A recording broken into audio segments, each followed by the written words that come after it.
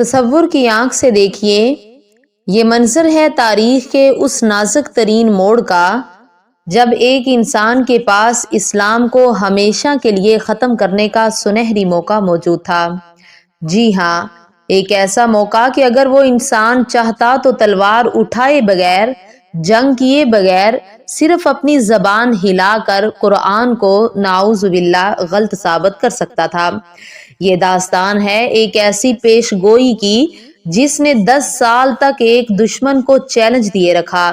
پوری دنیا دیکھ رہی تھی، لوگ انتظار میں تھے کہ کب وہ شخص اپنی زبان کھولے اور اس پیش گوئی کو جھوٹا ثابت کر دے، لیکن وہ شخص اپنی تمام تر طاقت، دولت اور دشمنی کے باوجود ایسا نہ کر سکا۔ یہ کہانی صرف ایک چچا اور بھتیجے کی دشمنی کی نہیں ہے، بلکہ یہ کہانی ہے اللہ کے علم اور انسان کی بے بسی کی۔ یہ واقعہ ہے اس آگ کا جو دنیا میں بھڑکی اور جس کا ایندھن آخرت میں انسان بنے۔ آخر وہ کون سا راز تھا کہ ابو لہب جیسا سخت ترین دشمن بھی 10 سال تک اس ایک آیت کو غلط ثابت نہ کر سکا؟ یہ جاننے کے لیے اس سفر میں ہمارے ساتھ آخر تک رہیے۔ یہ واقعہ ہے اس وقت کا جب مکہ کی وادی میں حق اور باطل کا ٹکراؤ ابھی شروع ہی ہوا تھا۔ جزیرہ نما عرب کی تپتی ہوئی ریت پر ایک نیا سورج طلوع ہو رہا تھا۔ نبی کریم صلی اللہ علیہ وسلم کو نبوت ملے کچھ ہی عرصہ گزرا تھا اور اللہ رب العزت کی طرف سے حکم آ چکا تھا کہ اے نبی، اب اپنوں کو ڈرائیے، اب چھپ کر نہیں بلکہ کھل کر حق کا پیغام دیجیے۔ یہ حکم ملتے ہی رحمت للعالمین صلی اللہ علیہ وسلم کوہ صفا کی بلندی پر تشریف لے گئے۔ یہ وہ مقام تھا جہاں کھڑے ہو کر اگر کوئی آواز دیتا تو مکہ والے سمجھ جاتے تھے کہ کوئی بہت بڑی آفتاب آن پڑی ہے۔ صبح کا وقت تھا، سورج کی کرنیں مکہ کے پہاڑوں کو چوم رہی تھی، فضا میں ایک خاموشی تھی۔ اچانک صفا کی چوٹی سے ایک ایسی پکار گونجی جس نے مکہ کے ہر گھر کو چونکا دیا۔ آواز آئی، یا صباح، ہائے صبح کی خرابی۔ یہ عرب کا وہ خاص محاورہ تھا جو صرف اس وقت بولا جاتا تھا جب دشمن کی فوج سر پر آ پہنچی ہو اور حملہ بس ہونے ہی والا ہو۔ یہ آواز کسی معمولی انسان کی نہیں تھی، یہ صادق اور امین کی آواز تھی۔ لوگ اپنے گھروں سے نکل پڑے، تاجروں نے کاروبار چھوڑ دیے، جو خود نہ آ سکا اس نے اپنا نمائندہ بھیجا کہ جاؤ دیکھو تو صحیح ہمارے سردار عبد المطلب کے پوتے کو کیا ہوا ہے۔ جب قریش کا سارا مجمع پہاڑ کے دامن میں اکٹھا ہو گیا تو نبی کریم صلی اللہ علیہ وسلم نے ان کی آنکھوں میں آنکھیں ڈال کر ایک سوال پوچھا، ایک ایسا سوال جس نے ان کے ضمیر کو جھنجھوڑ کر رکھ دیا۔ آپ صلی اللہ علیہ وسلم نے فرمایا، اے لوگو، اگر میں تم سے یہ کہوں کہ اس پہاڑی کے پیچھے دشمن کا ایک بہت بڑا لشکر چھپا بیٹھا ہے جو تم پر حملہ کرنے والا ہے تو کیا تم میری بات کا یقین کرو گے؟ مجمع میں موجود ہر شخص، چاہے وہ دوست تھا یا دشمن، ایک زبان ہو کر بول اٹھا، ہاں ہم ضرور یقین کریں گے، کیونکہ ہم نے آج تک آپ کی زبان سے سچ کے سوا کچھ نہیں سنا۔ آپ تو سب سے سچے انسان ہیں۔ جب انہوں نے اپنی ہی زبان سے آپ صلی اللہ علیہ وسلم کی سچائی کی گواہی دے دی تو آپ صلی اللہ علیہ وسلم نے اصل مقصد بیان فرمایا، تو پھر سن لو، میں تمہیں اس سخت عذاب سے ڈراتا ہوں جو میرے اور تمہارے آگے آنے والا ہے۔ جو ہی یہ الفاظ فضا میں گونجے، وہاں موجود ایک شخص کا چہرہ غصے سے سرخ ہو گیا۔ یہ کوئی اجنبی نہیں تھا، یہ نبی کریم صلی اللہ علیہ وسلم کا سگا چچا عبد العزیٰ تھا، جسے دنیا ابو لہب کے نام سے جانتی تھی۔ یہ وہی چچا تھا جس نے آپ صلی اللہ علیہ وسلم کی پیدائش کی خوشی میں لونڈی آزاد کی تھی، مگر آج توحید کی دعوت نے اس کے دل میں نفرت کی آگ بھڑکا دی تھی۔ مجمع کی خاموشی کو چیرتے ہوئے ابو لہب چیخا اور نہایت بدتمیزی سے اپنے ہاتھ جھاڑتے ہوئے بولا، تبا لکا، نعوذ باللہ، تو برباد ہو جائے۔ کیا تو نے ہمیں اسی لیے جمع کیا تھا؟ ذرا دل تھام کر سوچئے، ایک بھتیجا جو اپنے خاندان کو آگ سے بچانا چاہتا ہے اور بدلے میں سگا چچا بھرے مجمع میں اس کی تذلیل کر رہا ہے، اس نے صرف گالی نہیں دی بلکہ پتھر اٹھایا اور نبی صلی اللہ علیہ وسلم کی طرف پھینکا۔ یہ لمحہ زمین و آسمان پر بھاری تھا۔ ابھی ابو لہب کی بات پوری بھی نہیں ہوئی تھی کہ آسمان سے فیصلہ آ گیا۔ اللہ تعالیٰ کو اپنے محبوب کی یہ توہین اتنی ناگوار گزری کہ جبرائیل امین فوراً وحی لے کر نازل ہو گئے۔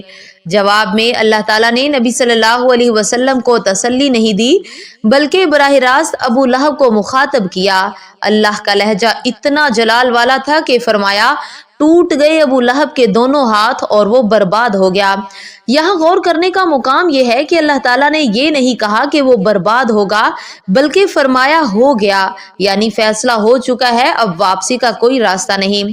قرآن نے کہا ما اغنا عنہ مالہ وما کسب، نہ اس کا مال اس کے کام آیا اور نہ اس کی کمائی۔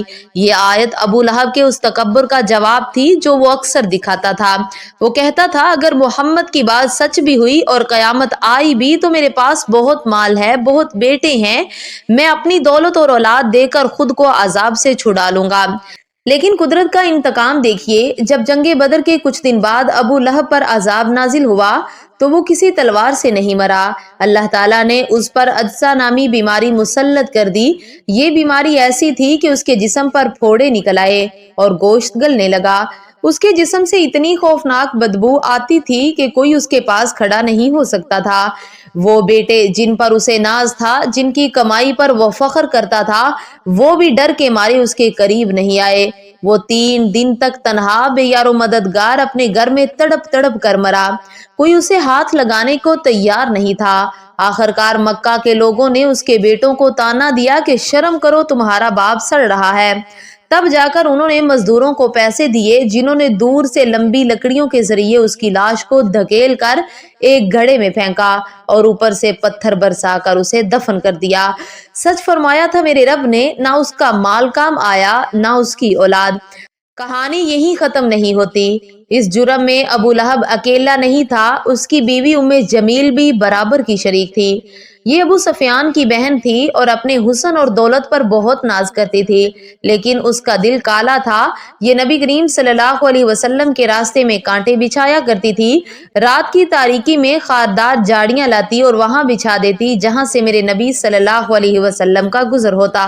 قرآن کریم نے اس کا ذکر بھی اسی صورت میں کیا، اور اس کی بیوی بھی جہنم میں جائے گی جو لکڑیاں ڈھونڈنے والی ہے۔ یہاں لکڑیاں ڈھونڈنے کا ایک گہرا مطلب ہے۔ عربی زبان میں جو شخص چغلی کھاتا ہے اور لوگوں میں لڑائی کرواتا ہے اسے بھی لکڑیاں جلانے والا کہا جاتا ہے۔ ام جمیل کا کام ہی یہی تھا کہ وہ لوگوں کے دلوں میں اسلام کے خلاف نفرت کی آگ بھڑکاتی تھی۔ اس کے پاس ایک بہت قیمتی ہار تھا جسے وہ لوگوں کو دکھا کر کہتی، لات اور عزا کی قسم، میں اس ہار کو محمد صلی اللہ علیہ وسلم کی مخالفت میں خرچ کر دوں گی۔ تو اللہ تعالیٰ نے اس ہار کے بدلے اس کے لیے آخرت میں مونج کی کھردری اور آگ والی رسی تیار کر دی۔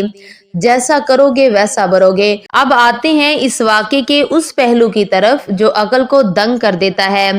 ذرا غور کیجئے، سورہ لہب نبی صلی اللہ علیہ وسلم کی نبوت کے ابتدائی سالوں میں نازل ہوئی تھی۔ اس سورت کے نازل ہونے کے بعد ابو لہب تقریباً 10 سال تک زندہ رہا۔ اس صورت میں اللہ تعالیٰ نے واشگاف الفاظ میں کہہ دیا تھا کہ ابو لہب جہنم کی آگ میں جلے گا۔ اس کا صاف مطلب یہ تھا کہ ابو لہب کبھی مسلمان نہیں ہوگا، وہ کفر کی حالت میں ہی مرے گا۔ ابو لہب جو اسلام کا بدترین دشمن تھا، اس کے پاس اسلام کو جھوٹا ثابت کرنے کا ایک بہت آسان موقع تھا۔ اسے جنگ بدر لڑنے کی ضرورت نہیں تھی، اسے سازشیں کرنے کی ضرورت نہیں تھی، اسے صرف اتنا کرنا تھا کہ وہ لوگوں کے مجمع میں آتا اور کہتا، دیکھو لوگو، محمد صلی اللہ علیہ وسلم کا خدا کہتا ہے کہ میں جہنمی ہوں، میں کبھی ایمان نہیں لاؤں گا، لیکن یہ دیکھو میں کلمہ پڑھتا ہوں، لا الہ الا اللہ، اور میں مسلمان ہوتا ہوں۔ اب بتاؤ قرآن سچ بول رہا ہے یا میں؟ اگر وہ جھوٹ موٹ کا صرف منافقت کے طور پر بھی کلمہ پڑھ لیتا تو قرآن کا دعویٰ غلط ہو جاتا، اسلام کی بنیاد وہیں ہل جاتی۔ لوگ کہتے کہ قرآن نے تو کہا تھا یہ ایمان نہیں لائے گا مگر یہ تو مسلمان ہو گیا۔ لیکن تاریخ گواہ ہے پورے 10 سال یعنی 3650 دن تک ابو لہب زندہ رہا۔ وہ روزانہ نبی صلی اللہ علیہ وسلم کے پیچھے جاتا، لوگوں کو روکتا، پتھر مارتا، گالیاں دیتا، لیکن اس کے دماغ میں ایک بار بھی یہ خیال نہیں آیا کہ میں جھوٹا کلمہ پڑھ کر اس پیش گوئی کو غلط ثابت کر دوں۔ یہ کیوں نہیں ہوا؟ کیونکہ یہ الفاظ کسی انسان کے نہیں تھے، یہ الفاظ اس علیم و خبیر ذات کے تھے جو جانتا تھا کہ ابو لہب کے دل پر مہر لگ چکی ہے۔ یہ قرآن کا وہ زندہ معجزہ ہے جو آج بھی منکرین کے منہ پر تماچا ہے۔ آج جب ہم سورہ لہب پڑھتے ہیں تو یہ صرف ایک تاریخی واقعہ نہیں ہوتا، یہ ہمیں بتاتا ہے کہ خاندان اور نسب انسان کو نہیں بچا سکتے۔ نبی صلی اللہ علیہ وسلم کا اپنا سگا چچا جہنم کا ایندھن بن گیا کیونکہ اس کے پاس ایمان نہیں تھا، اور دوسری طرف حبشہ کا ایک کالا غلام حضرت بلال رضی اللہ تعالی عنہ جسے لوگ حقارت سے دیکھتے تھے، وہ جنت کا وارث بن گیا کیونکہ اس کے پاس عشق مصطفیٰ صلی اللہ علیہ وسلم اور ایمان کی دولت تھی۔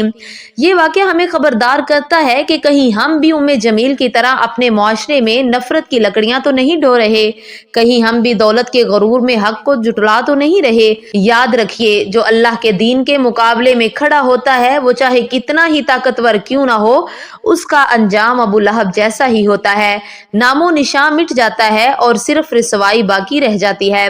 اللہ کریم ہمیں قرآن کو سمجھنے، اس کے معجزات پر یقین رکھنے اور تکبر سے بچنے کی توفیق عطا فرمائے، اور ہمیں ان لوگوں میں شامل کرے جن کے ہاتھ ٹوٹنے والے نہیں بلکہ جن کے ہاتھ میں حوض کوثر کا جام ہوگا۔